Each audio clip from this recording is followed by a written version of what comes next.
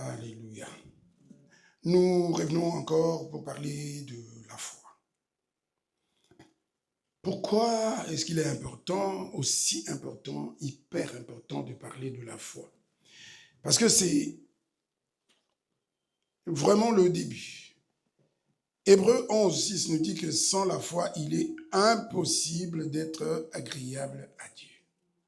À partir de ce moment, à partir du moment où nous réalisons qu'il est impossible, à partir du moment où il est établi qu'il est impossible d'être agréable à Dieu sans la foi, je peux dire que tout commence là où tout se termine par là. Cela veut tout simplement nous dire que celui qui n'a pas la foi, il n'est pas reconnu par Dieu. Celui qui n'a pas la foi, il n'a aucune relation avec Dieu. Celui qui n'a pas la foi ne peut pas dire qu'il est un enfant de Dieu. J'insiste toujours, c'est vrai. Nous avons la Bible avec ses 66 livres. Mais tous les versets, tous les chapitres de la Bible n'ont pas le même poids. Ça doit être connu. Si tu rencontres quelqu'un qui te dit, on peut donner tout simplement pour aller le plus simple possible pour dire, aujourd'hui, tu n'es pas interdit de ne pas manger certains aliments. Mais ça se trouve dans la Bible. Aujourd'hui, tu n'as pas besoin de ne pas travailler le samedi. Mais ça se trouve dans la Bible. J'insiste toujours sur les alliances, l'ancienne et la nouvelle. Évidemment, il y a d'autres alliances que Dieu a contractées avec son peuple. Mais c'est très important qu'on sache où nous allons, à quelle époque nous sommes et qu'est-ce qui se passe réellement maintenant. Parce que quelqu'un, en ouvrant la Bible aujourd'hui, qui va aller nous chercher, Lévitique et commencer à nous énumérer les lois, les préceptes et les commandements, il nous fait perdre le temps. Ça ne sert à rien. Et nous avons dit que dans l'Ancien Testament, évidemment, il y a des renseignements qui nous donnent la sagesse, qui nous donnent la connaissance de Dieu, de comment il a vécu avec son peuple. Parce que le même Dieu qui n'a pas changé, comme sa façon de réagir parfois vis-à-vis de son peuple, ça peut être la même façon qu'il peut réagir aujourd'hui avec nous. Dans les mêmes circonstances, il peut toujours aussi réagir de la même façon, mais nous devons tenir compte du fait qu'il y a eu avant la loi, et maintenant ce n'est pas la loi, c'est la grâce. C'est très important. Toi, le chrétien, tu es un enfant de Dieu dans la grâce, par la grâce, au moyen de la foi. Avant, c'était un peuple que Dieu s'était choisi, tout simplement, et il voulait marcher avec ce peuple, évidemment, pour toucher le reste du monde. Mais nous savons que ce peuple n'a pas obéi, nous savons ce qui s'est passé. Donc aujourd'hui, qu'on ne vienne pas t'embrouiller avec les lois, les préceptes et les commandements. Parce que les commandements dont il est question dans Matthieu 28, ce ne sont pas les mêmes commandements qu'on trouve dans Deutéronome ou dans Lévitique. Ce ne sont pas les mêmes. Donc tu n'es pas soumis aux mêmes commandements, aux mêmes préceptes, tu n'es pas soumis aux mêmes exigences. C'est très important. Pour ceux qui sont toujours collés à l'Ancien Testament, il y a un problème. Nous devons faire des disciples et nous devons faire des disciples avec l'enseignement du Nouveau Testament. Dans le Nouveau Testament, il y a tout pour faire de toi un disciple authentique, fidèle, un enfant de Dieu. Donc ça doit être clair, bien que certains renseignements dans l'Ancien Testament sont aussi nécessaires parce que nous voyons Jésus et les apôtres par moments citer aussi certains principes de l'Ancien Testament. Mais il faut savoir qu'est-ce qui est encore en vigueur, qu'est-ce qui peut être utilisé et qu'est-ce qui ne peut pas être utilisé, c'est très important. Mais la foi, vous allez voir que dans l'Ancien Testament, c'est une notion qui est étrangère à l'Ancien Testament. Je ne sais pas, va me chercher dans l'Ancien Testament le terme foi. On ne voit pas. Va chercher la vie éternelle dans l'Ancien Testament. On ne trouve pas. Or, nous, aujourd'hui, nos yeux sont fixés vers le ciel, le retour de Jésus pour nous prendre, pour être avec lui éternellement. Oui, ce peuple-là aussi, s'il avait réussi, il allait aussi vivre éternellement parce que le plan de Dieu n'était pas terminé, la révélation n'était pas complète et donc il y avait encore des choses cachées. Mais aujourd'hui, Les choses qui étaient cachées hier, aujourd'hui, elles ne sont plus cachées, elles ont été révélées. Et donc, dans la vie, dans le Nouveau Testament, dans la Nouvelle Alliance, nous avons besoin de parler de la foi. Alors que Moïse ne pouvait pas parler aux enfants d'Israël de la foi. Jérémie ne parlait pas de la foi. Personne dans l'Ancien Testament ne parlait de la foi. Ces gens-là, qu'ils écoutent bien, ils ne parlaient pas de la foi, mais aujourd'hui nous parlons de la foi. La foi en qui? En Jésus. Oui, Jésus était là, parce qu'on dit que le rocher qui les suivait était Christ. Mais il n'était pas question de regarder directement Christ, parce qu'il n'avait pas la révélation de Christ, alors que nous avons la révélation de Christ. Ça change tout. Donc, on ne peut pas être formé comme les enfants d'Israël. On doit être formé comme des disciples de Christ. C'est très important. Et un disciple de Christ, c'est celui qui a la foi. Celui qui a la foi en Jésus. Pas la foi dans son église. Pas la foi dans son pasteur. Pas la foi en quelqu'un d'autre, mais la foi en Jésus. Et cette foi, elle vient de quoi? Elle doit venir que de la parole de Dieu. La foi authentique ne peut venir que de la parole de Dieu que nous considérons comme étant la vérité absolue. Toute foi qui ne vient pas de la parole de Dieu ne te sauve pas. Romains 10, 17, la foi vient de ce qu'on entend et précise bien, pas tout ce qu'on entend à gauche, à droite, mais tout ce qu'on entend de la parole de Christ. Or, on ne pouvait pas dire que dans l'Ancien Testament, la parole qu'on entendait, sans entrer dans le mystère de la Trinité de Dieu, ce n'était pas directement considéré comme étant la parole de Christ. Donc là, il y avait tellement de lois, des préceptes, et ils avaient l'obligation de respecter toutes ces lois et ces préceptes, autrement, ils étaient morts. Or, nous, aujourd'hui, il nous arrive de trébucher. Pas que nous avons la permission de pécher, de trébucher, mais il nous arrive parce qu'il est impossible que l'homme ne fasse que le bien sans faire le mal. C'est ce que la Bible nous dit. Donc, quand il nous arrive parfois de trébucher, nous devons nous relever. Mais ne va pas trouver d'excuse pour dire, mais oui, mais la Bible dit que nous pouvons trébucher.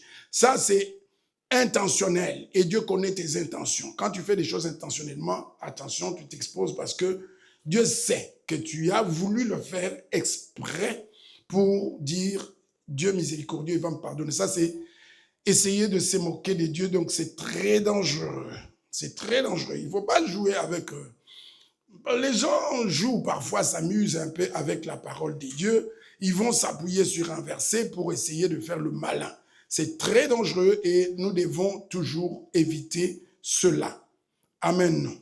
La foi vient de ce qu'on entend et elle vient de ce qu'on entend de la parole de Dieu. Donc à chaque fois, sois sûr, s'il vous plaît, avec Internet, faisons attention, nous écoutons beaucoup de choses. Le premier souci doit être, est-ce que ce que j'écoute est la parole de Dieu? On écoute beaucoup de fables, comme Paul dit, beaucoup de fables, beaucoup d'histoires. J'entendais par exemple quand Dieu donne, la pensée elle est là dans la Bible, mais elle n'est pas exprimée comme telle. Quand Dieu donne la vision, il donne la provision. C'est une pensée exprimée comme ça. Mais les gens, moi quand je ne connaissais pas encore le Seigneur, un jour je me suis dit, mais j'ai commencé à chercher ce verset. Et finalement on m'apprend qu'il n'existait pas. Je dis, c'est ça des slogans. Il ne faut pas venir avec des choses comme ça. Les choses doivent être expliquées. Il faut arrêter des slogans, c'est trop court. Quand tu demandes, c'est pas écrit, c'est pas écrit. Donc ne va pas baser sur ta foi sur une expression, sur une pensée humaine, parce qu'on a voulu faciliter. Les slogans, c'est du genre marketing. En marketing, on cherche des expressions, des trucs faciles pour frapper l'attention, pour que les gens... Non, dans la Bible, je dois comprendre ce que je dis. Je dois comprendre la pensée de Dieu. Voilà. Dieu donne la vision, il donne la provision. On peut comprendre si on se met à expliquer. Mais quand on va te demander, ok, il avait donné la vision à Étienne, mais bon, la provision n'est pas venue, il est allé jusqu'à la mort. Alors, tu commences à... Donc, c'est compliqué. Les slogans, il faut arrêter. La foi doit être basée sur ce qui est écrit. Et la parole de Dieu, c'est ce qui est écrit, pas tes visions. Personne ne vienne t'enseigner ses visions. Même s'il voit des visions tous les jours du matin au soir, que personne ne vienne t'enseigner ce rêve. Tes rêves, tu peux les garder pour toi. On ne bâtit pas l'église sur les rêves. Les Joseph, vous êtes avertis. Je ne bâtirai jamais l'église sur tes rêves ni sur tes visions. Si les disciples, nous allons les faire avec ce qui est écrit là. Tu peux voir les choses, tu peux voir, tu peux rêver, tu peux prophétiser. Dieu ne viendra jamais se contredire par rapport à ce qui est écrit. Il viendra peut-être rappeler ou insister, mais cela doit correspondre à ce qui est écrit. Tes rêves et tes visions, tu peux les garder pour toi. Amen. Ça, les gens n'aiment pas. Je vais voir des choses. Dieu peut t'apporter, il peut te donner un conseil, te montrer des choses. Mais ça ne viendra jamais remplacer ce qui est écrit. Aime ton prochain comme toi-même. C'est juste que dans l'éternité, personne, aucune vision ne viendra le changer. Amen. La sanctification, c'est la sanctification. Ne viens pas avec tes rêves ou avec tes visions pour dire non, ça c'est pas grave. Dieu m'a montré que c'est pas grave. Non, le péché, ça reste grave parce que ça conduit à la mort. Amen. Donc aujourd'hui, l'église aujourd'hui est devenue comme un terrain miné. Aujourd'hui, il ne suffit pas d'entrer dans l'église parce que tu peux entrer dans l'église, dans une église, alors que tu es entré sur un terrain miné où effectivement tu vas te faire détruire parce que toutes les églises n'appartiennent pas à Dieu. C'est Jésus qui l'a dit, que beaucoup vont venir et tous ne seront pas mes disciples, ils viendront pour faire leurs disciples. Il y en a qui ont signé des contrats avec le diable, l'ennemi de Dieu, pas pour faire des disciples, mais pour détruire. Notre premier verset par rapport à la foi. La foi dont il est question ce matin, c'est une foi transformatrice. Retenons le mot transformatrice. L'homme ou la femme qui est dans la foi, ça ne reste pas la même personne, elle change. Frère, tu es là, même si tu es là depuis 100 ans. Si on ne voit pas de transformation, tu n'as pas la foi. La foi, ce n'est pas des paroles. On ne la récite pas, mais on la vit. La foi, on la vit. C'est parfois nous laissons avoir parce que, bon, cette personne est là depuis longtemps, on la voit à l'église, on peut la considérer comme une sœur, comme un frère. Non. Un poisson, un morceau d'arbre, ça, ce n'est pas la parole de Dieu, mais c'est la sagesse humaine. Tu prends un morceau d'arbre, tu le jettes dans l'eau, même après 1000 ans, ça ne deviendra jamais un poisson. La durée d'une personne dans l'église, ça ne fait pas de cette personne un chrétien. Ça doit être clair. Ah oui, mais parce qu'il est avec nous depuis longtemps. Il peut être avec nous depuis longtemps, mais il est en mission pour détruire. Oui, la personne qui viendra détruire, ce n'est pas la personne qui viendra 2 jours après. C'est la personne souvent qui est là au début.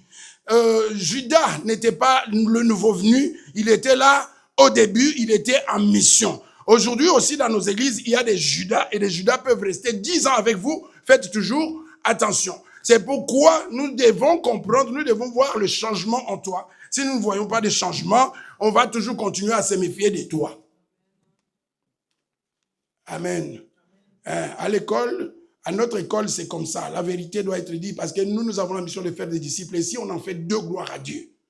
Pas 1000 qu'on a flatté, qu'on a cajolé, à qui on a fait plaisir. Non, ça c'est à côté. Parce que, imagine qu'à un moment donné, il y a eu un monde. On ne sait pas combien de personnes étaient dans ce monde.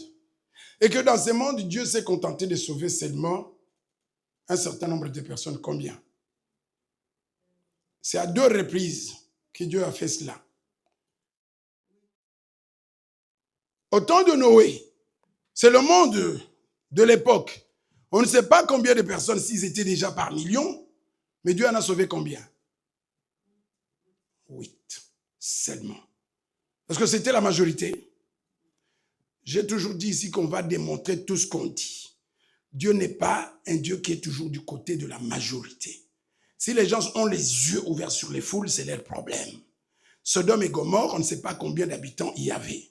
Combien de personnes ont été sauvées? Monsieur Ouéchoué, 4, 3. Tu as déjà 0, non?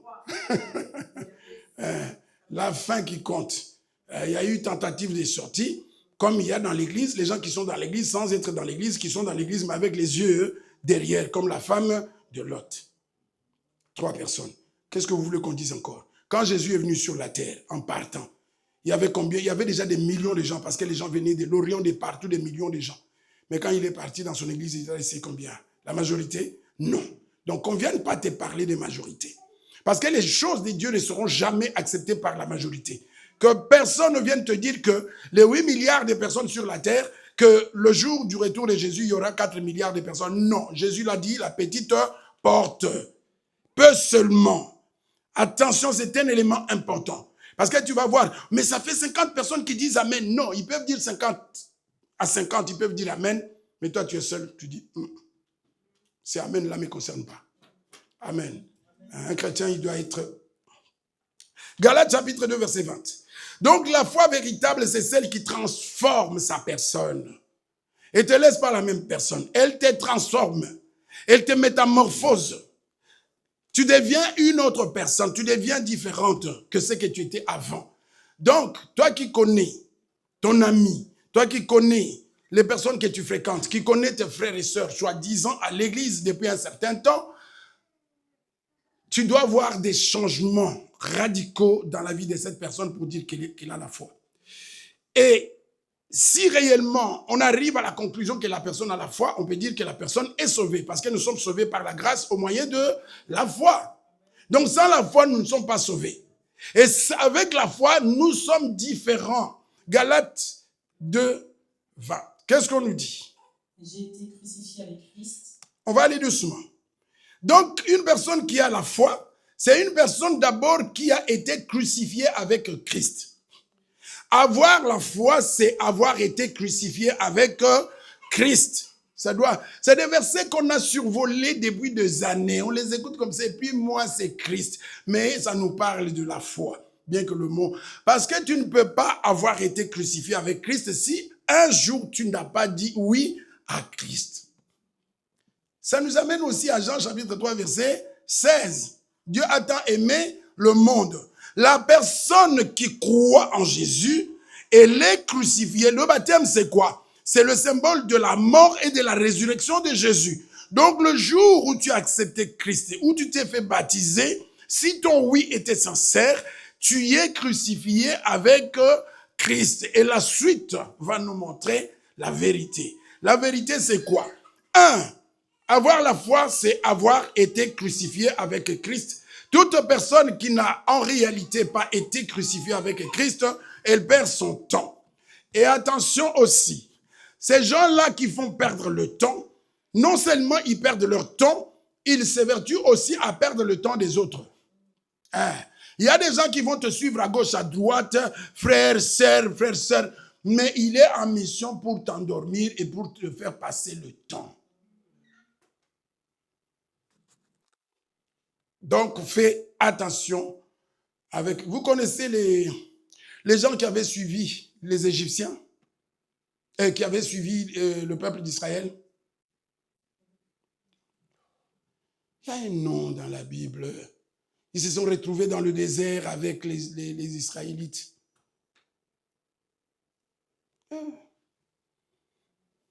C'est la première fois que vous entendez ça? Personne? Quand ils sont sortis d'Égypte, ils sont allés dans le désert et il y avait un peuple qui avait un nom qui était avec eux.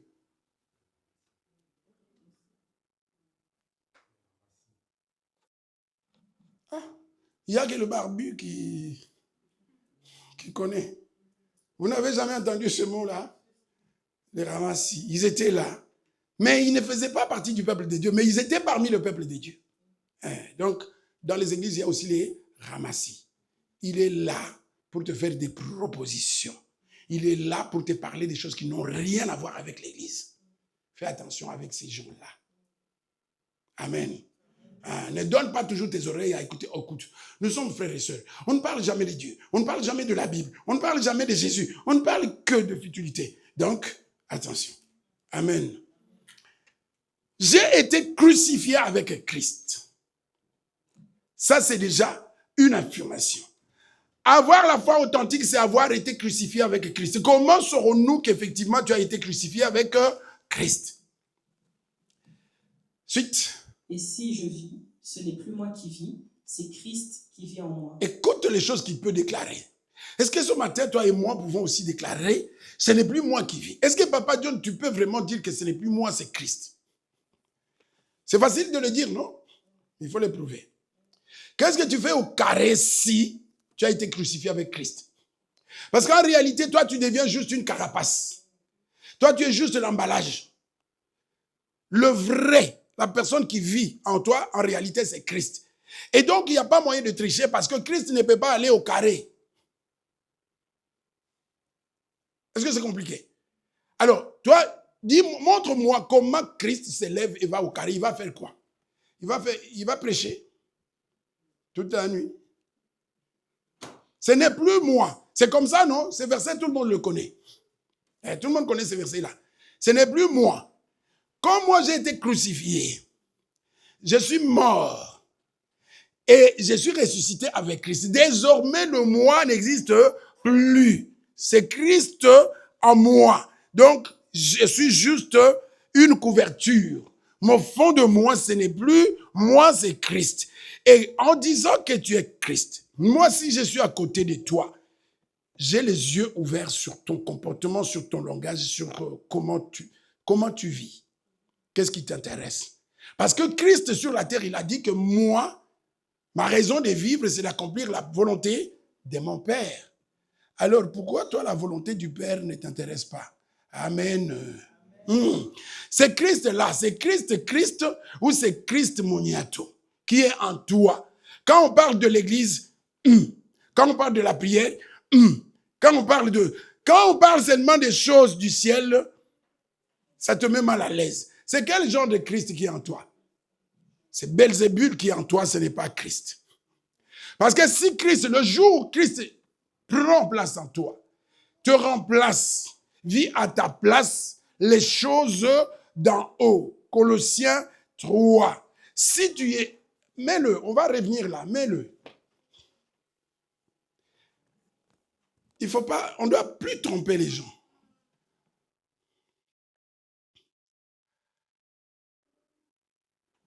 Affectionnez-vous aux choses d'en haut et non à celles qui sont sur la terre. Oh, c'est pas vrai. Il y a un verset au-dessus, non? Non?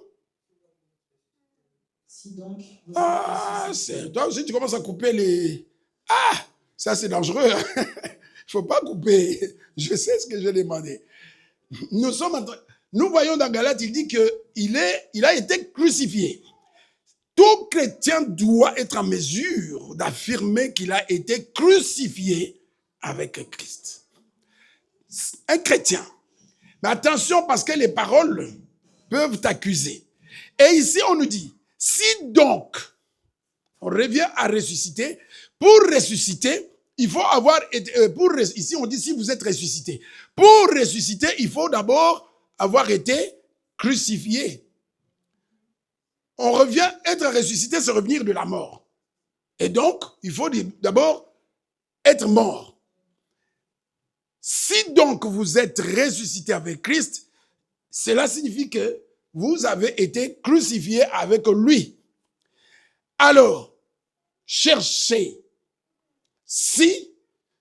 les choses d'en haut. C'est pas moi, je n'invente rien. À moins que, si tu veux, je ne sais pas ta langue. Si c'est en russe, on va les transformer, on va les traduire en russe. C'est écrit en français. Et vous, vous êtes les enfants des Français. Vous connaissez les Français, vous êtes nés dans les Français. Moi, je suis né dans les Ngala, les Chiluba, donc peut-être je peux mal comprendre. Mais voilà. Mais d'après ma compréhension à moi, si ce n'est pas la même compréhension avec les autres, on dit là que j'ai été crucifié. Et ici, on nous dit, ok, comme tu as été crucifié, donc, comme Christ est vivant, tu es aussi ressuscité avec lui. Alors, pour nous apporter la preuve que tu es ressuscité avec Christ, nous devons voir quelque chose. Quoi? Tu dois aimer les choses d'en haut, où Christ est assis à la droite de Dieu. Les choses d'en haut, c'est quoi? C'est la prière. Pourquoi tu n'aimes pas la prière? Tu te moques de qui? Tu peux tromper ton voisin, mais tu ne tromperas jamais Dieu. Amen. Il est temps. La parole de Dieu, c'est comme ça. Ne dis pas que ça ne va pas te faire plaisir. Mais c'est la parole. Elle est dite comme ça. À moins qu'on change. Si tu veux qu'on change, d'accord. Ce n'est pas moi qui ai écrit ici. Si chacun de nous, ici, ce matin, est ressuscité réellement avec Christ, la Bible dit, il doit chercher les choses d'en haut, où Christ est assis à la droite des dieux. Les choses d'en haut, c'est quoi? C'est la prière, c'est la lecture de la Bible. Les choses d'en haut, c'est l'évangélisation. C'est ça, les choses d'en haut. Est-ce que réellement dans ta vie, les choses d'en haut ont une place de choix? Toute la semaine, de lundi à aujourd'hui, combien de temps tu as passé dans les choses d'en haut? On est fatigué de... Ce n'est pas parce que je ne vais pas dans les églises que je ne prie plus. Ça, c'est va dire ça à Satan. C'est de son université. Ça ne vient pas du Saint-Esprit. Et ces phrases-là, nous en sommes fatigués. Ça ne vient pas du Saint-Esprit. D'ailleurs, beaucoup de gens s'accusent comme ça. Nous connaissons déjà toutes ces phrases-là. La Bible est claire. Ceux qui sont ressuscités avec Christ, ils cherchent les choses d'en haut. Le verset suivant. Affectionnez-vous aux choses, on insiste, aux choses, quelles choses? Bolinga, makambo ya wapi, ya lola. Et non celles qui sont sur la terre.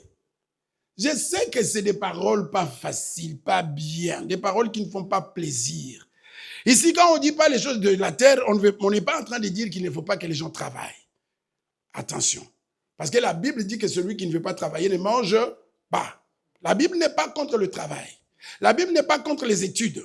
La Bible n'est pas contre les mariages. La Bible n'est pas contre beaucoup de choses. Mais ces choses peuvent devenir dangereuses. Comme quoi?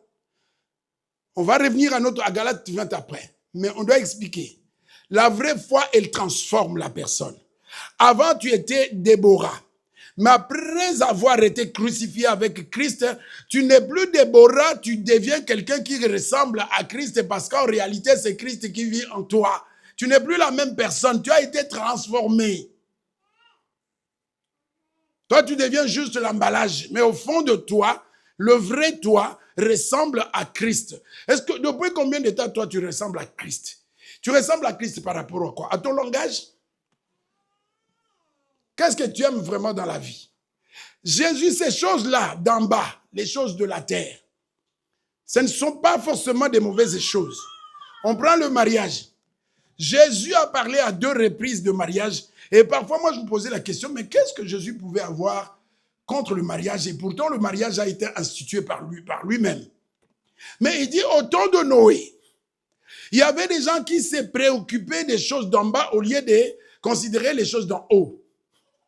Quelqu'un se souvient? Au temps de Noé, les gens étaient occupés à faire quoi? Se marier. Est-ce que c'est un péché? Oh, mais pourquoi Jésus en parle? Pourquoi il parle de... Au lieu de dire que les gens étaient en train de voler. Est-ce qu'il n'y avait pas de voleurs à l'époque? Et pourtant, la méchanceté avait rempli la terre. Donc, les gens étaient méchants, certainement, les gens volaient.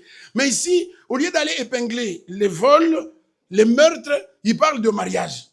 Qu'est-ce qu'il y avait de mal dans le mariage? Les choses d'en bas. Quand le mariage prend trop d'importance sur les choses d'en haut, ça devient un péché. Les gens ne comprennent pas le péché, c'est quoi? Il dit les gens faisaient quoi? On va citer. Les gens faisaient quoi?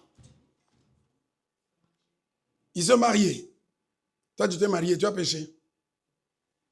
Je ne sais pas. Vous êtes marié, vous avez péché. Mais c'est Jésus qui dit. Ils faisaient encore quoi? Ils mariaient leurs enfants. Est-ce que c'est un péché? Bon, c'est fini. On ne se marie plus. C'est interdit. Ils se mariaient et mariaient leurs enfants. Ok. Et ils faisaient quoi encore? Buvaient et mangeaient. Est-ce qu'il n'y a pas beaucoup de gens aujourd'hui qui ne se préoccupent que de ça? Est-ce qu'il n'y a pas beaucoup de chrétiens aujourd'hui, du matin au soir, qui ne se préoccupent que de marier, de manger, de manger, de boire, de s'occuper de leur famille? Je vous ai parlé de cette prédication du pasteur américain. Les bonnes choses qui vont envoyer beaucoup de gens en enfer. Oui, le mariage a condamné beaucoup de gens au temps de Noé. Ils sont allés en enfer, pas parce qu'ils volaient, mais parce qu'ils étaient, le plus important pour eux, c'était le mariage. Pendant que Noé parlait des choses d'en haut, et c'était le mariage de mon enfant. Et ils sont aujourd'hui, ils sont allés boire le feu, manger le feu, se laver du feu. Pourquoi? Parce que pour eux, la priorité, c'était quoi? Les mariages. Parce que quelqu'un qui est ressuscité avec Christ ne peut pas se préoccuper que de mariage. Le mariage, oui, mais avant toutes les choses, d'en haut. C'est pourquoi, qu'il y ait mariage ou pas, nous qui sommes ressuscités avec Christ, tu me verras d'abord occuper des choses d'en haut avant ton mariage. Ton mariage. Et les amis, le jour où vous allez vous marier, les choses de Dieu d'abord, votre mariage après. Donc tout doit être réglé en fonction de savoir que ce papa-là, il va s'occuper d'abord des choses de son Dieu avant de s'occuper de nos mariages. Si tu fais le contraire, tu fais sans moi.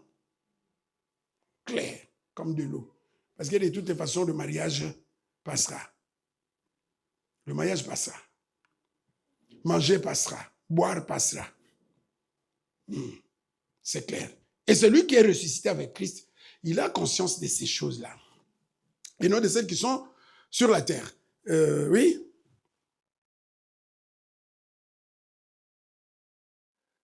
Car vous êtes comment? Mort. Un chrétien, c'est quelqu'un qui est mort.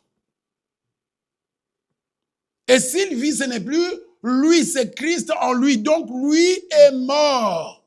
Et un mort ne s'intéresse pas aux choses, il ne donne pas priorité aux choses d'en bas.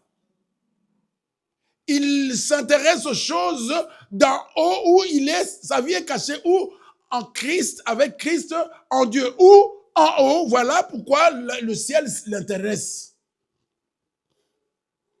Voilà pourquoi le ciel l'intéresse. Et dans les églises, en principe, on prend les gens qui ne sont pas morts avec Christ, qui ne sont pas ressuscités, on les forme pour qu'ils deviennent des disciples.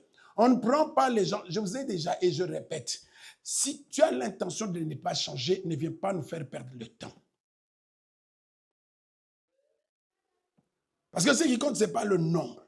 Si au fond de toi, tu sais que tu ne veux pas changer, ici, on peut prendre même à la gare, les gens qui sont à la gare, là, vous connaissez, non? On peut les prendre ici. Mais c'est pour les changer. Parce que Jésus les a accueillis aussi. Et il les a transformés. On va dire Jésus mangeait avec, mais ces gens-là ont changé. Aujourd'hui, ils sont avec lui. Tout ce qui ne voulait pas changer, ils ne pouvaient pas rester avec Christ. Il est transformé. On revient à Galates 2, 20. Mort et crucifié. Maintenant, ce n'est plus moi. Donc, je peux dire, comme je suis en train de parler là, ce n'est pas moi. Ce n'est pas moi. Moi, d'abord, aimais les boîtes, là, les trucs qu'on nous met maintenant dans l'église, là. Les flashs, là, qu'on nous met maintenant dans l'église. Ce n'est plus moi, c'est Christ qui vit en moi. C'est une phrase lourde de sens. C'est Christ qui vit en moi. Tu dis ça. Mais pendant que tu dis ça, tu es où? Tu es en train de faire quoi? C'est comme si tu es en train d'essuyer Christ. Tu es dans le péché et tu dis c'est Christ qui vit en moi. Donc, une façon de dire, je suis en train de voler, je suis en train de critiquer, je suis en train de faire n'importe quoi, mais ce n'est pas moi, c'est Christ qui le fait.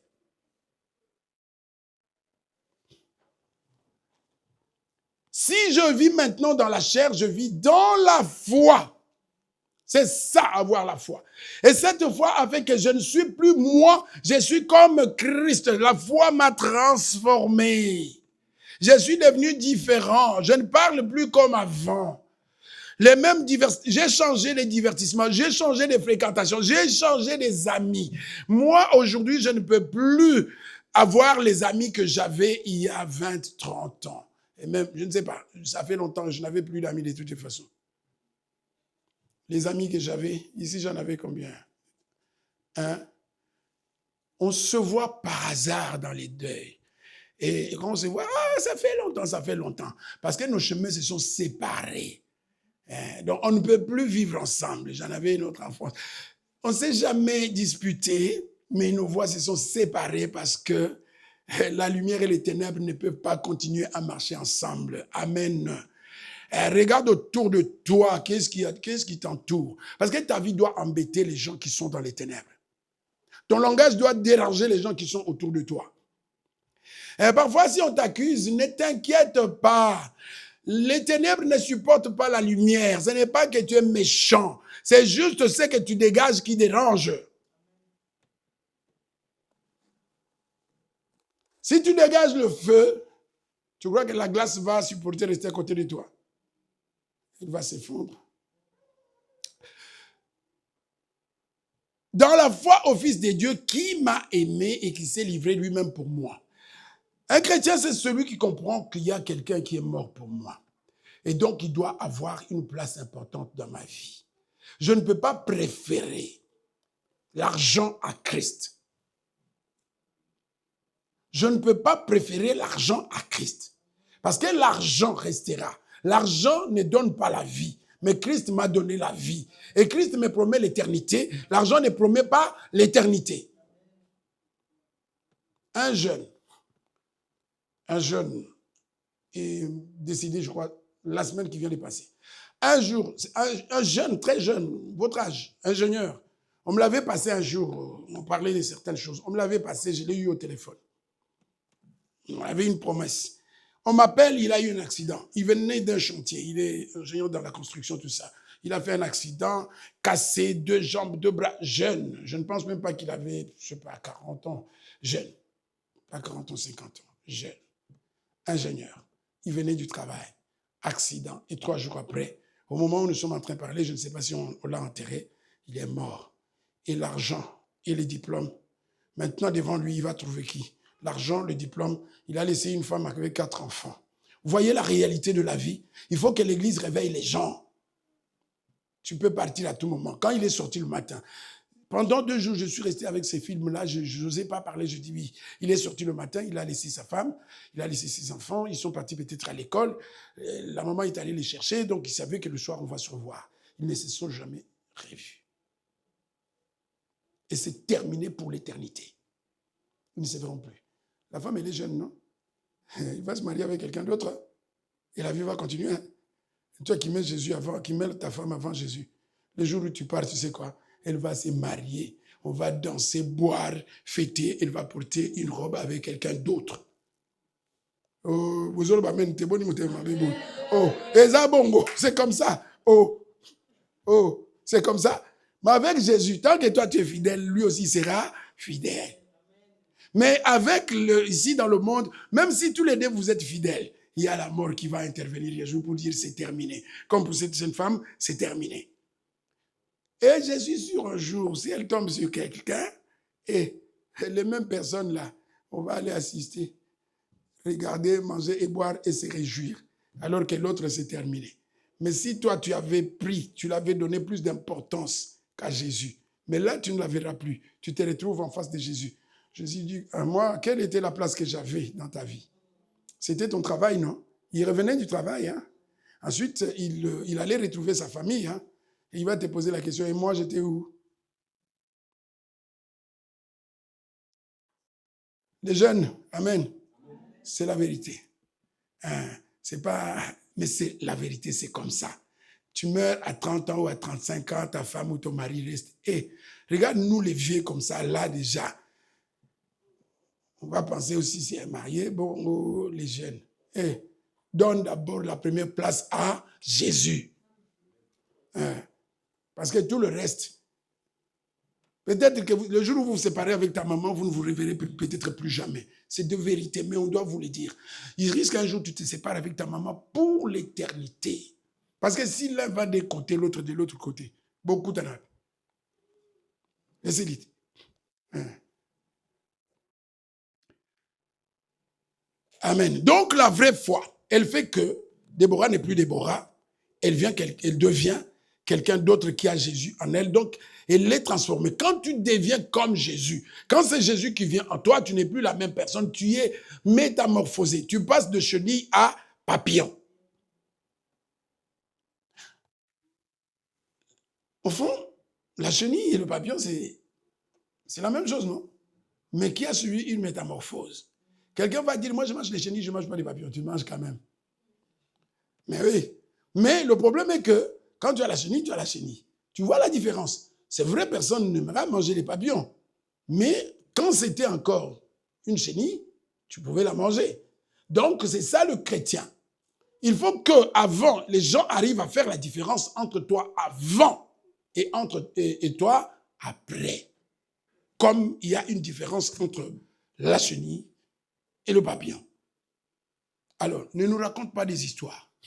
Tu ne peux pas continuer à fréquenter les mêmes personnes, avoir le même langage, à rien changer dans ta vie, les mêmes habitudes, rien ne change et tu viens nous dire je suis chrétien. Bon, raconte ça à celui qui veut t'entendre. De toutes les façons, moi, je peux dire tout ce que tu dis, je dis amen, mais à la fin, ce n'est pas moi qui décide. Hein? Je n'ai pas la clé. Raconte-moi toutes les salades, il n'y a pas de problème. Mais ce n'est pas moi qui va noter. C'est lui qui note, il sait.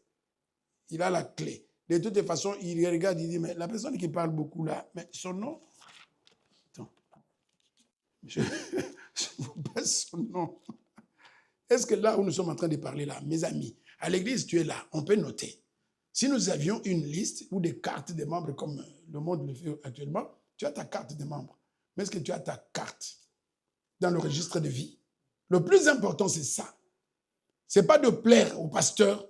Les gens vont dire parfois, mais qu'est-ce qu'il a contre les pasteurs? Oui, parce que je sais qu'il y a des faux et je vais les dénoncer. Donc toi qui cherches l'approbation des hommes, attention avec ces gens-là qui cherchent qu'on fasse des petits dieux. Non. Fais plaisir à Jésus, pas au pasteur. Tu peux échanger les pasteurs, mais tu ne changeras jamais de Jésus. Il n'y en a pas deux. Il n'y en a qu'un.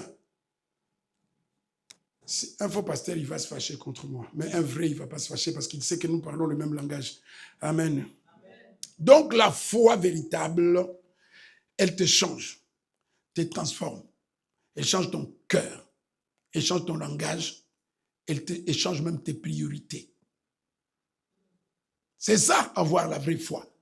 Parce qu'aujourd'hui, ma priorité, tout ce que tu peux me proposer, qui va mettre une distance avec moi et mon Dieu, c'est déjà niet, c'est rejeté. Et je dis bien tout ce que tu peux me proposer aujourd'hui et qui va faire que j'étais peut-être à 20 cm de mon Dieu, que je me retrouve à 100 mètres ou à 1 mètre, c'est non.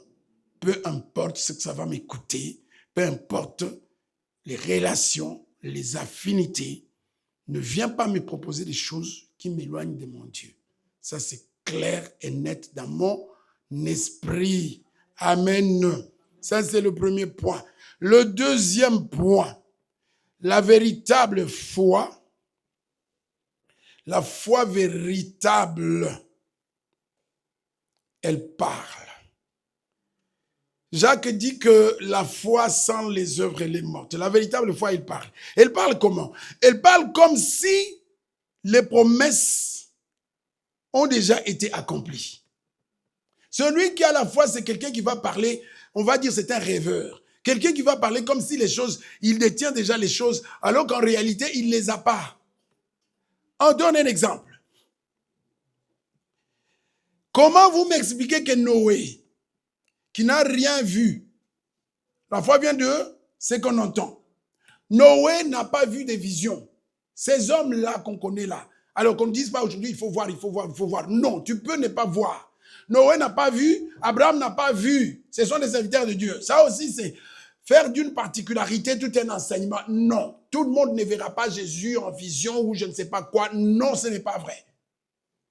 Même pas la moitié des chrétiens.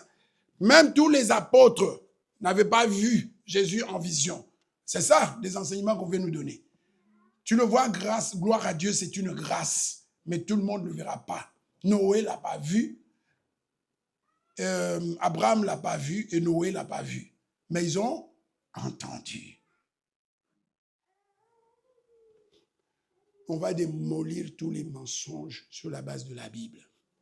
Noé n'était pas le moindre des serviteurs de Dieu. Mais il n'a pas vu de vision, il n'a pas vu, on lui a tout simplement dit, fais-moi large. La foi vient de ce qu'on entend. Et après avoir entendu seulement cette exigence de Dieu, il s'est mis comme un fou.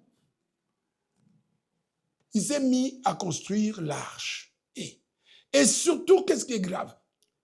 On ne connaissait pas la pluie. Non, mais ils étaient fous. Nous, on parle de la foi, on parle comme ça dans le vide, la foi, la foi, la foi. Quelque chose qui n'existait pas. Il n'y avait pas de pluie à l'époque. Toi, tu viens nous parler de la pluie. Mais c'est quoi encore la pluie? Attends, tu me poses la question. Mais c'est quoi la pluie? Tu parles de la pluie, je te demande, je te dis, c'est quoi la pluie?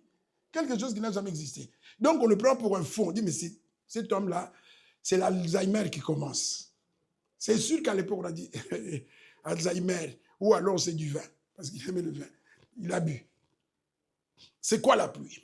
Il commence à construire l'arche. Quelque chose qui n'existait pas. Ce n'est pas possible. Comment David, le plus grand adorateur de Dieu, il appelle Dieu son rocher. Pendant que David appelle Dieu son rocher, vous savez où il se trouve? Il parle de Dieu comme étant son rocher. Pendant que David écrivait les psaumes là qu'aujourd'hui on dit il va réciter, il était où? Caché comme un voleur dans la caverne. C'est ça la foi. Tu es en difficulté, mais tu es en train de louer Dieu. Tu es en train de fuir, poursuivi par ton propre fils, comme un malfaiteur, et tu es en train de dire c'est ton rocher. Oh, mais si c'est ton rocher, reste là. Non, tu fuis pourquoi? J'ai fui d'accord, mais je ne veux pas me taire. La véritable foi, elle parle, elle chante, elle crie, elle danse dans le vide, même si elle ne voit rien. Et se contente seulement de... Pourquoi David faisait ça? Il se souvenait. On va le voir. Il se souvient de comment Dieu l'avait sauvé contre les loups et pendant qu'il était encore berger dans la forêt, qu'il sentait la chèvre. Donc la foi, c'est aussi se souvenir et ne pas oublier. Dans ta vie, de quelle situation Dieu t'a déjà sorti? Ça construit aussi la vie. Souviens-toi, on oublie souvent, parce que je suis en difficulté. Moi, je dis une chose. Ce qui m'a libéré complètement de toutes les puissances des ténèbres, c'est quoi? Je me dis, je suis né des parents païens. Païens, qui ne connaissaient pas Dieu. Et je sais que la sorcellerie existait, parce que j'en entendais parler. Je grandis. Et j'ai pris quand même de risques dans ma vie. Je suis allé dans des endroits. J'ai été assis dans un véhicule avec des gens juste à côté de moi. Et puis, on se renverse, c'est la personne morte, écrasée. Mais moi, je m'en sors de là. Où étaient tous les sorciers de ma tribu, de ma famille? Ils étaient où? Ils n'ont pas pu me toucher, alors que je n'avais pas Christ. Mais ils me connaissaient. Et aujourd'hui, toi, tu vas te lever. Tu sais quoi? Moi, si tu fais comme ça, sorcier, toi, tu vas mourir. Et moi, je vais continuer à vivre. Aujourd'hui, ne viens pas me raconter les histoires des sorciers. Peu importe ce que tu as rêvé, aucun sorcier ne me touchera. Parce que je me souviens d'où je viens, qu'est-ce que je traversais. Ils étaient là, les plus vieux, les arrière. S'ils étaient, je ne sais pas qu'est-ce qu'ils étaient. S'ils n'ont pas pu me toucher, mais qu'est-ce qui va leur permettre de me toucher aujourd'hui? N'oublie pas d'où tu viens. Si Dieu m'a gardé jusqu'à aujourd'hui, ce n'est pas pour me livrer à un sorcier. Ce n'est pas possible. On oublie trop vite. Bon, peut-être toi, tu n'as pas l'histoire, mais moi, j'ai une histoire. Pourquoi je sais que Dieu me connaissait? Parce que la Bible le dit d'abord, et ensuite parce que je vous témoigne que la première fois que je priais dans ma vie, et vous blaguez avec... En Afrique, là, l'argent, ce n'est pas comme ici, hein, l'argent. J'ai dit un sac, comme mon sac là, un peu plus gros que ça. L'argent dedans, c'est tout ce que j'avais. Toi, tu viens, tu voles, tu pars. Et je ne sais pas ce que... Je ne sais pas. À l'époque, les gens... Tu peux aller voir aussi un marabout, un féticheur. Les gens, parfois, ils peuvent aller voir le féticheur. Non, je suis entré là, je me souviens, pour la première fois de ma vie, où je me suis mis à genoux pour prier. Et 3 jours après, j'ai récupéré mon sac avec tout l'argent dedans. Moi, de mes propres mains. Et ça, je n'oublie jamais. Je dis qu'on ne vienne pas me dire que c'est par hasard. Et 3 jours après, l'argent, là, comme ça. Et tu pouvais passer à gauche, à droite. Tu passes seulement là où je suis. Et ton véhicule vient s'arrêter juste là où je suis, au moment où je suis là. Donc, je te vois comment tu t'arrêtes et comment tu descends, je le prends. Je bénirai toujours le Seigneur pour ça. Et quand je pense à ça, je dis, mais il me connaissait. C'est pourquoi je suis là jusqu'à présent, parce que sinon je serais déjà mort. Et David savait d'où il venait. Il a lutté les lions, les animaux sauvages là. Il dit aujourd'hui, oui, c'est peut-être les hommes qui me poursuivent. Mais j'ai été déjà poursuivi par des animaux sauvages. Ils n'ont pas pu me toucher. Ça, c'est la foi qui peut parler comme ça. La foi, elle ne se tait pas. C'est lui qui a la foi, il parle. Prends un peu 2 Corinthiens chapitre 4, verset 13. Celui qui a la foi, il parle. Il ne se tait pas dans des conditions où nous croyons pour cela qui nous parle. Ah, ok. Et comme nous avons le même esprit de quoi? Le même esprit de foi. Toi, tu as quel esprit? De foi ou de doute ou de peur? Celui qui a l'esprit de foi, exprimé dans cette parole de l'Écriture, j'ai cru et c'est pourquoi je parle. Quand tu as la foi, tu vas parler, tu vas déclarer. C'est pas je déclare, je décrète. Tu vas dire, mon Dieu est vivant. Tu ne vas pas te taire. Tu ne vas pas laisser le sorcier t'intimider. Quand tu as la foi, tu ne vas pas laisser les sorciers t'intimider. C'est étonnant, aujourd'hui nous avons la foi. Toi, tu arrives, il y a des sorciers dans cette maison-là. Mais entre dans cette maison-là. Si c'est Christ qui vit en toi, ah, beau petit canon bilobé là. Il faut qu'on arrête un peu. Tu as Christ en toi et tu as peur d'entrer dans une maison où vivent les sorciers. Voyez comment on raconte des histoires dans nos vies. On raconte des histoires, trop des slogans.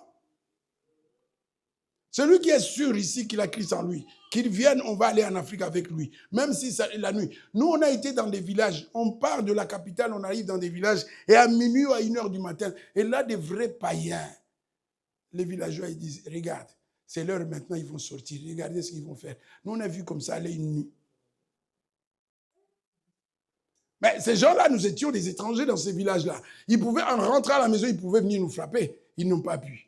Mais aujourd'hui, toi, tu vas sortir, je ne sais pas, le chef des villages, des sorciers du monde, alors que Christ est intervenu dans ta vie, tu vas voir Père. Père de... J'ai cru, c'est pourquoi j'ai parlé. Nous aussi, nous croyons, et c'est pour cela que nous parlons. Il faut parler. Si tu as Christ en toi, tu dois faire des déclarations. Parler ici, ce n'est pas seulement parler, dire n'importe quoi, c'est tu dois continuer à témoigner Christ. Tu dois continuer à dire que Dieu est vivant. Tu dois évangéliser. Tu dois dire aux gens que ce n'est pas toi, c'est Christ en toi. Tu dois l'annoncer. Tu dois dire aux gens, même s'ils ne te croient pas, Dieu est vivant. J'ai Dieu dans ma vie. Même si je n'ai pas l'argent, mais j'ai Christ dans ma vie. Est-ce que Christ avait l'argent? Est-ce que Christ était riche? Non. Les là, non. Christ n'était pas riche, non, comme ça. Ça, c'est la chair, les transformations. Là, non, il était pauvre. C'est ce que la Bible dit. Chez eux, ils n'avaient même pas l'argent pour acheter le quoi? Pour aller offrir les sacrifices là. Ouais. Il s'est fait pauvre, c'est ce que la Bible dit. Maintenant, les gens se transforment et disent, oui, l'or et l'argent lui appartiennent, mais sur la terre, il était pauvre. Il s'est fait pauvre. C'est ce que la Bible dit, non? Et alors, qu'est-ce qu'on veut encore nous raconter? Il était pauvre. Donc, est-ce que Paul était riche? Est-ce que Jean était riche? Pierre était riche? Regarde la vie des gens dans l'île de Patmos. Jean-Baptiste, je ne sais même pas si en prison on lui donnait à manger. De quoi est-ce que nous parlons aujourd'hui? On a transformé l'évangile. Donc, pour si tu sais, et il y en a qui vont jusqu'à dire la pauvreté c'est une malédiction, il faut avoir l'argent pour être un enfant. Attends, tu parles de quoi? Ils vont tromper les aveugles, pas nous. Jésus a mis en garde, attention, c'est maman ou c'est... Alors, comment tu vas encore donner plus de valeur à Dieu alors qu'il a dit attention avec un jour, j'ai déjà préparé, ça fait déjà des mois. Si les malheurs des riches, c'est la Bible qui le dit, malheur aux riches, et on verra pourquoi. Les pauvres, la plupart du temps, ils croient en Dieu. Les riches ont tendance à se confier dans l'argent. Tout est déjà préparé, j'ai ça. Vous verrez ce que la Bible dit des riches. Jésus le premier à le dire, Jacques le premier, tous les apôtres, ils ont parlé des riches. Pourquoi? Tu crois qu'Elon Musk, il va s'attacher à Dieu comme toi? Est-ce qu'il a le temps? Nous croyons et nous ne taisons pas, nous parlons. C'est pourquoi aussi ce matin, nous parlons. La foi authentique, qu'est-ce qu'elle fait? Jésus se met devant la tombe de Lazare. Il remercie Dieu. Alors qu'il n'a pas encore vu Lazare sortir de la tombe. On dit que c'est lui le chef et le consommateur de la foi. Merci Seigneur. Pourquoi? Parce qu'il a la foi. Je te rends grâce de ce que tu m'as toujours. Il n'a pas encore vu Lazare sortir, mais il crie merci. Pourquoi? Parce que je sais qu'il va sortir. C'est lui qui a la foi. Il déclare comme si les choses se sont déjà réalisées. Et dans nos vies, il y a des choses qu'on peut déclarer comme ça. Bon, pas toujours quand il s'agit de l'argent. Oui, j'aurai l'argent. On va te dire, va déclarer l'argent, ça va venir. Non, c'est pas ça. Ça, c'est la cupidité. Ça, c'est des mensonges. On va expliquer aussi ces choses-là. Tu ne peux pas déclarer. Tu ne peux pas déclarer. Il y a une chose comme ça. Je vivrai, je ne mourrai pas et je témoignerai. Voilà les choses d'en haut. Il déclare qu'il ne va pas mourir, il va passer, il va vivre longtemps pour servir Dieu. Toi, je ne vivrai pas, je deviendrai riche. Tu n'es pas crucifié avec Christ et tu n'es pas ressuscité avec Christ. Il y a déclaration et déclaration. Attention. Il y a déclaration. Je ne mourrai pas. Qui? Un morceau. Oh, les gens. Sinon, moi aussi, j'ai plein de pression. Vous voyez? Est-ce que vous avez la foi? Alors chantez. Si vous avez la foi, chantez. Pourquoi vous laissez les mamies? Si vous avez la foi, chantez. Le morceau là, je ne mourrai pas. On ne vous entend même pas.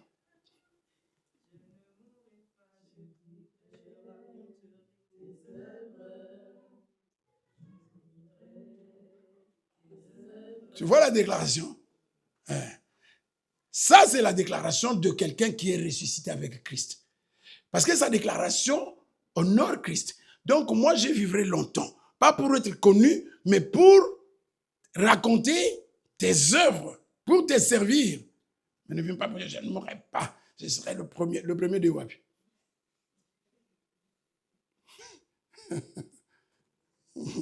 C'est ça. Elle va déclarer, oui, tu peux déclarer des choses, mais pas tout. Toutes les déclarations n'ont rien à voir avec Dieu. Il y a des déclarations démoniaques. Celui qui n'a pas l'Esprit de Dieu, il va déclarer les choses qui sont à son avantage. Mais là, tu vois qu'il déclare les choses qui sont à l'avantage de Dieu. Donc, je vais continuer à vivre. Si je vis longtemps, c'est pour servir, pour déclarer les œuvres de Dieu, pour témoigner. Pourquoi? Parce que j'ai la foi, comme Jésus. Donc, quelqu'un qui a la foi, c'est quelqu'un qui va commencer, qui va déjà remercier avant de voir la promesse s'accomplir. Il rend grâce à Dieu. J'ai demandé et je rends grâce à Dieu parce que je sais qu'il va me le donner. Il va me le donner en fonction, selon sa volonté. Parce que je n'ai pas exagéré, parce que je n'ai pas demandé n'importe quoi. Je demande en tenant, la personne qui a la foi, elle demande des choses en tenant compte de la volonté de Dieu. Anne a demandé un enfant. Toi aussi, tu peux demander un enfant, mais pas avec les mêmes intentions. Anne a demandé l'enfant pour le consacrer à Dieu. Toi, tu demandes l'enfant pourquoi? Toutes les demandes ne s'équivalent pas. C'est pourquoi Dieu va répondre à la demande de ton voisin, pas à ta demande. Parce que Anne, c'est Samuel. Et Samuel, ce n'est pas n'importe qui. Toi, ton enfant, c'est quoi? Messie. Je crois que Dieu va répondre de la même manière. Ton enfant, déjà, dans peu de temps, déjà, il deviendra même un obstacle pour que tu ailles à l'église. Pourquoi? Parce que tu dois l'accompagner toujours au foot. Et tu crois que la demande comme ça? La foi véritable, c'est quoi? La vraie foi véritable, qu'est-ce qu'elle fait? Comme David, elle se traduit quotidiennement par la louange. Est-ce que tu loues Dieu chaque jour? L'homme qui croit se lève le matin, un chant sur ses lèvres. Nzambe malamu, malamu, Nzambe malamu, malamu, Nzambe. Toi, le matin, tu prends quoi? Tu prends ton téléphone. Combien de likes? TikTok. Manque de foi. Tu es bon, tu es bon, tu es bon. Mais tu t'es réveillé, tu respires. Dieu est bon, celui qui t'a réveillé. Toi, tu te réveilles avec quoi? Avec ton téléphone. et tu es ressuscité avec Christ. Quelqu'un qui est ressuscité avec Christ ne se réveille pas avec son téléphone pour avoir des news sur le téléphone.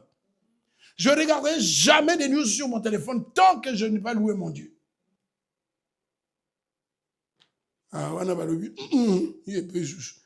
Vous vous connaissez. Ce que tu as fait aujourd'hui matin avec ton téléphone, tu le sais. Moi, c'est mode avion jusqu'à ce que je termine avec mon Dieu.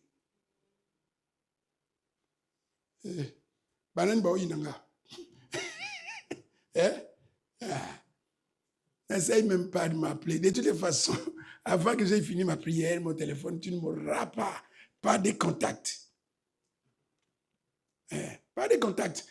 Même s'il y a urgence, appelle le ciel. 33-3.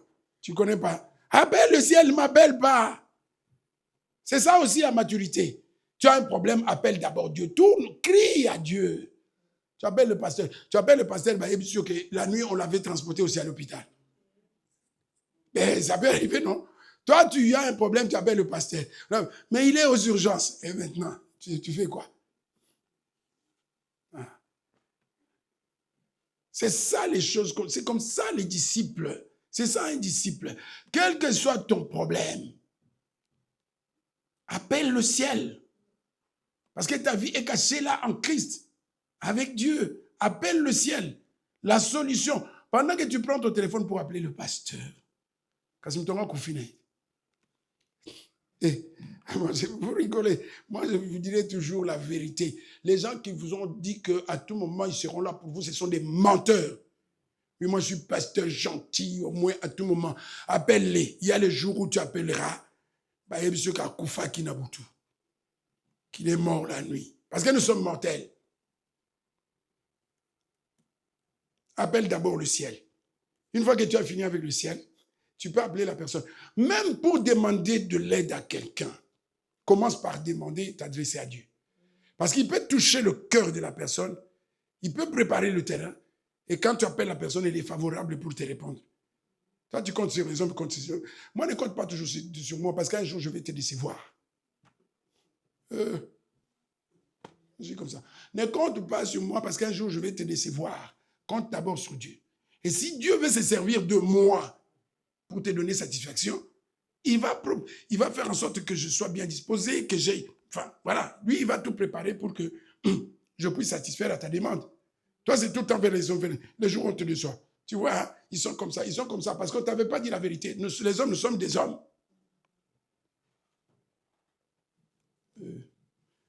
Bon, qu'est-ce qui aime la vérité?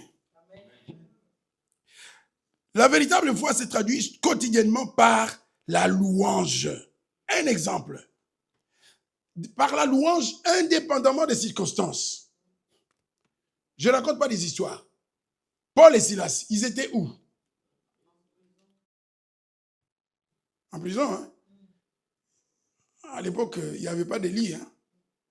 La prison que tu as vue là, je suis sûr qu'ils étaient dans des conditions comme ça. La prison où vous êtes allés là, Paul et Silas étaient dans ces conditions-là. Il est bon de louer Dieu, alléluia. Oh, en prison, bon de louer Dieu.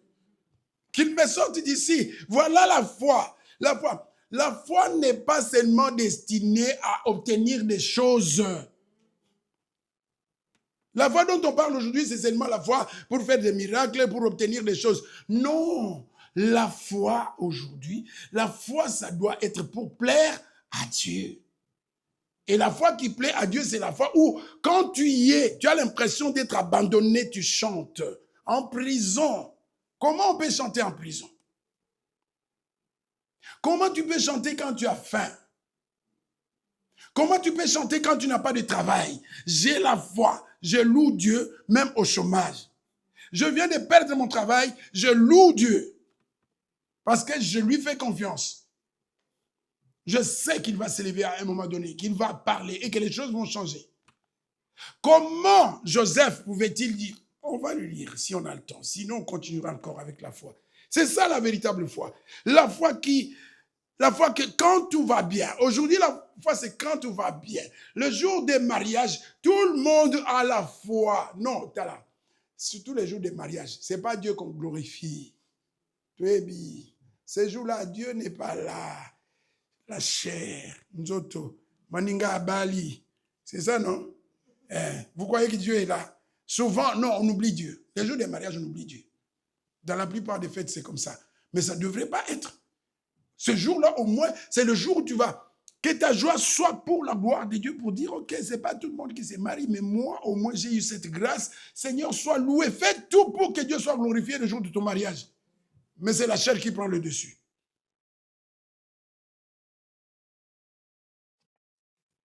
Tout le monde ne se mariera pas. Ça, on n'aime pas. Amen. Même chez les hommes. Hein. Et tu vois que tout le monde va se marier. Là, il faut attendre au paradis. Mais au paradis, on ne va pas se marier parce que nous serons comme des anges. Donc, qu'on ne te trompe pas. S'il y a une église où on donne des mariages, bon, va un peu demander à ces prophètes-là, comme ils distribuent. Il peut te donner aussi un démon. Hein. Amen. La foi quotidiennement par les louanges. Comment quelqu'un peut être en prison et chanter? Et le résultat, c'est quoi? Lui, il était en prison. Paul n'a pas... Mais Paul pouvait dire que ses portes s'ouvrent. Déclaration. Oh. Paul n'avait pas la puissance de ordonner que la porte s'ouvre. Des fois, moi, je regarde, je dis, mais attends, je ne sais pas, est-ce que c'est le même esprit ou c'est l'esprit? Non, tu restes un homme, tu n'es pas le tout-puissant. Osaka Kamoto. Oui, tu n'es qu'un homme. Je te dis la vie de ces gens. Je dis la personne dont l'ombre pouvait guérir les malades. Un jour, il est avec un ami, il travaille, ils sont avec Trophime, ça s'appelle Trophime, va voir dans la Bible. Et il est malade. À Tikien, à Liège, à Bruxelles, j'ai laissé Trophime malade. Oh Paul, toi tu laisses ton ami malade, pourquoi tu ne l'as pas imposé les mains? Tu crois que tout le temps tu vas imposer les mains, ça va marcher? Paul, pas quelqu'un, pas John, mais Paul. Va chercher le nom Trophime dans la Bible et tu vas voir. J'étais avec lui. Donc ils travaillaient ensemble. Il tombe malade, malaria. J'exagère. À Sundolien, à Kinshasa. Il y a qui Paris. Oh, tu le laisses, Paul, tu laisses ton ami malade. Tu pouvais juste, au nom de Jésus. Il ne pouvait pas le faire. Pourquoi il ne l'a pas fait? Alors moi, j'aime bien poser des questions. Parce que quand on transforme l'évangile, on croit que non, quelle que soit l'onction que tu vas avoir, tu restes un homme. Tu restes un homme. C'est pourquoi on prend des exemples comme Paul, on prend des exemples comme... on ne prend pas aujourd'hui, on prend comme Paul. La foi, c'est quoi? Les murs de Jéricho. Les gens disent les murs de Jéricho. Qu'est-ce que les enfants d'Israël ont fait devant les murs de Jéricho? Ils ont chanté, hein? On leur a dit de chanter. Eh, toi et moi, imagine les gens au-dessus, avec des armes pointées sur nous comme ça. Toi, tu veux me dire, eh, les choses de Dieu, c'est comme... La foi, c'est de la folie. Eh, Isaac, quelqu'un au-dessus, ils n'avaient même pas besoin des armes, juste des briques, des blocs de pierre qu'on laisse tomber sur votre tête et vous mourrez. Mais vous êtes là, on dit, ne faites rien, chantez seulement. Et quand tu as la foi, tu fais quoi? Tu chantes. Les murs sont tombés. La foi, mais des fois on parle de la foi. Dans des situations comme ça, Seigneur, tu as dit que nous allons... C'est là, la phrase là qu'on dit que tout lieu qui foulera la plante de vos pieds, c'était Josué. Josué où, dans toutes les villes où vous allez arriver, je vais vous les donner. Toi, on t'a donné déjà Liège. Depuis que tu as Liège, tu as déjà gagné Liège. Dis-nous, tu as déjà gagné quelle ville? Le chrétien n'a pas la mission d'aller gagner des villes, mais d'aller gagner les âmes. Tu ne gagneras jamais Liège parce que les puissances des ténèbres continueront aussi à régner à Liège. Toi, tu vas gagner les âmes que tu gagneras. Mais les autres resteront toujours sous la puissance de Satan. Donc, ne dis pas que tu as gagné Liège. Il y aura même 1000 églises ici, Liège. Il y aura toujours la lumière et les ténèbres, comme dans le monde entier. Même ceux qui ont fait des choses à Londres, ils n'ont pas gagné la ville de Londres parce qu'il y avait aussi des... On a décapité les gens, mais les marabouts, les sorciers, ils ont continué aussi à opérer. Parce que notre mission, ce n'est pas de gagner des villes, notre mission, c'est de gagner les âmes. C'est deux choses différentes. C'est ça le hors contexte. Tu vas dans une ville, mais depuis que les églises ici, il y a encore des sorciers, et même plus nombreux encore à Liège, alors qu'il y a des églises. Mais les âmes qui étaient disposées ont été gagnées à Christ. La foi véritable, elle n'attend pas les conditions parfaites. Toi qui attends, oh, ce n'est pas encore le moment. Des fois, on dit oui, parce que ce n'est pas encore le moment. Non. La foi véritable, elle s'aime même quand les conditions ne sont pas favorables. Elle peut s'aimer même dans le désert. Par la foi, même dans le désert. Parce que tu t'es dit, il va pleuvoir. Pourquoi? Parce que j'ai confiance. Seulement si tu as entendu la voix de Dieu, tu vas quand même le faire.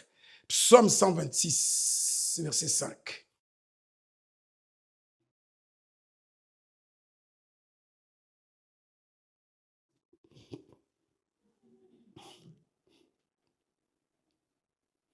Ceux qui sèment avec larmes moissonneront avec des chants d'allégresse. S'aimer avec des larmes.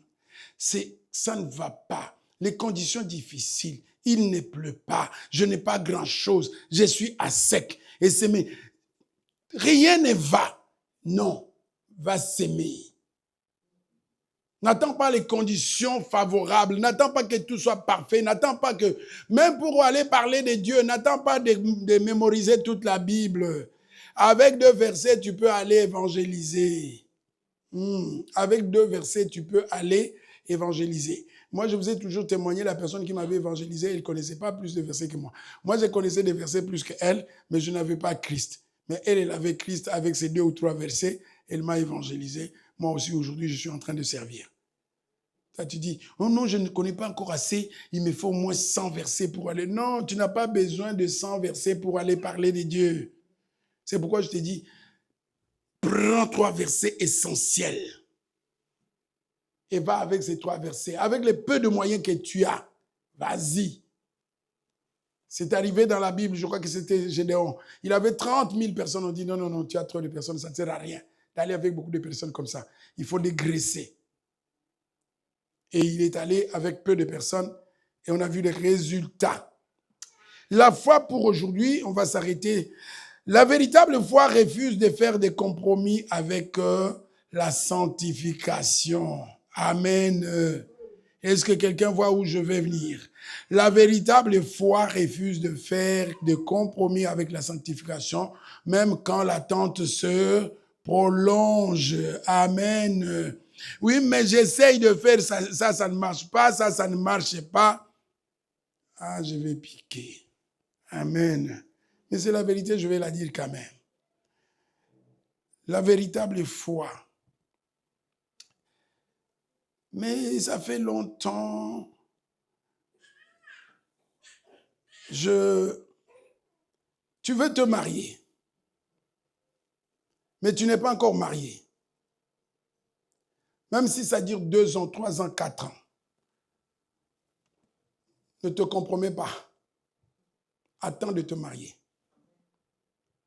La véritable foi, elle tient le coup jusqu'à l'accomplissement. Et ne prend pas de raccourcis.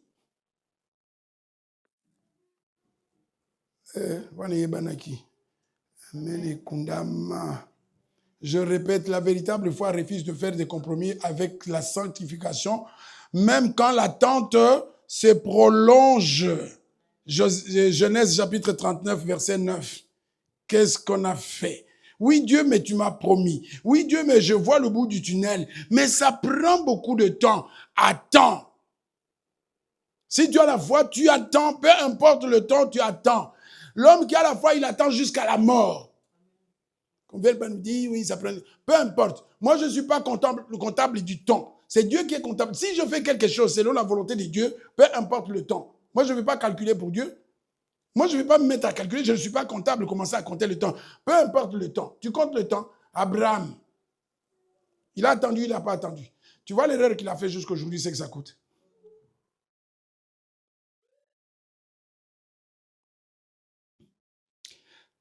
Genèse, je dis Genèse chapitre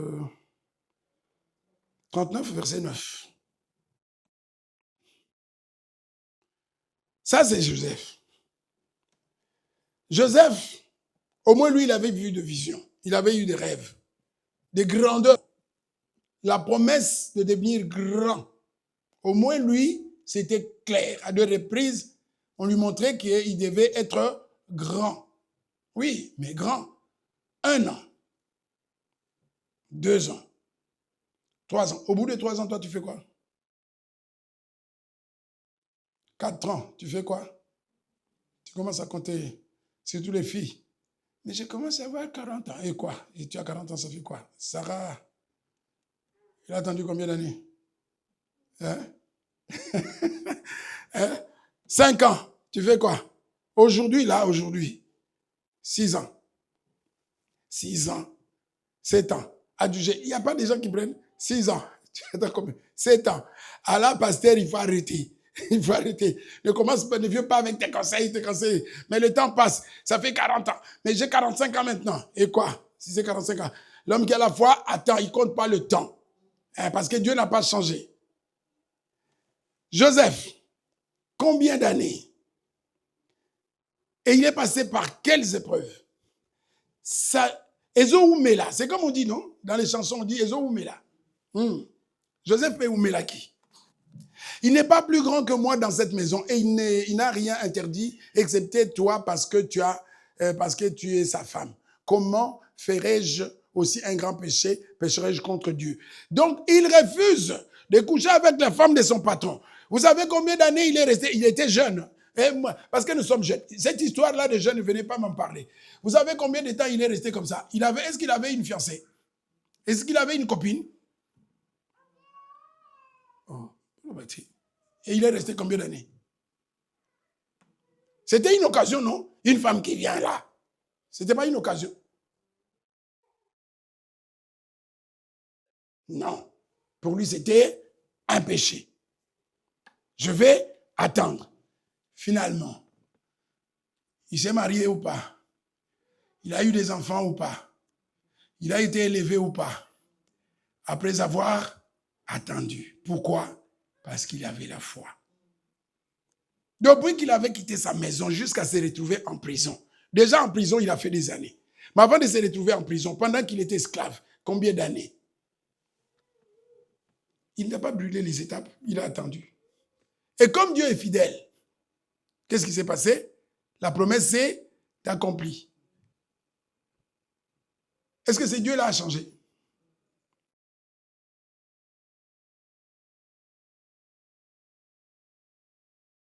Est-ce qu'on a déjà parlé du Dieu fidèle? Oui, on a déjà parlé du Dieu fidèle. Quand il dit quelque chose, tu peux compter 100 ans. Peu importe le temps qui passe avec Dieu. Ça va s'accomplir. Mais il faut avoir la foi pour lui faire confiance et attendre. C'est ça la véritable foi. La véritable foi, c'est pas...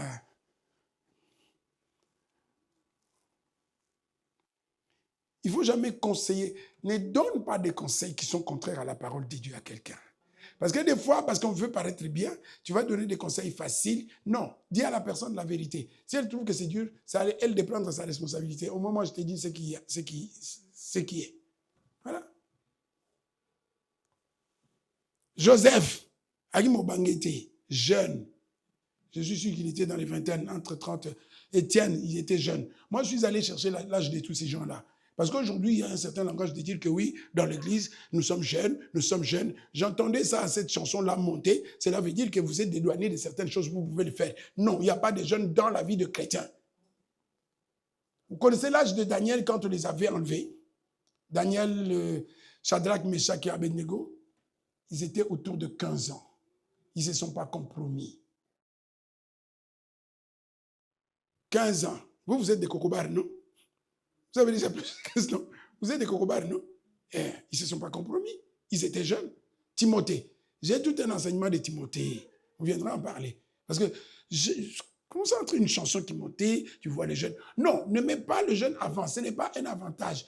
Les mêmes exigences. Ce que Dieu attend de moi, c'est ce qu'il attend de toi, mon ami. Ce que Dieu attend de moi, c'est ce qu'il attend de toi. Il n'y a pas de tribunal pour les jeunes et tribunal pour les vieux. Ce n'est pas des circonstances atténuantes pour dire, ok, Dieu va dire, je te comprends parce que tu es jeune. Non, le Dieu qui comprend là, ce n'est pas le Dieu de la Bible. Si on vient te prêcher un Dieu qui comprend, ce n'est pas le Dieu. Dieu ne se compromet pas avec le péché. Le même péché que je commets, même toi, si tu as 15 ans, le même péché, ça mérite le même salaire, la mort. Mon péché et ton péché, le même salaire.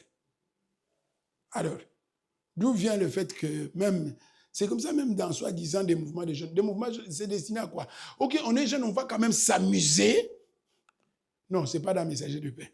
Dans le messager de paix, on sert Dieu avec le sérieux possible.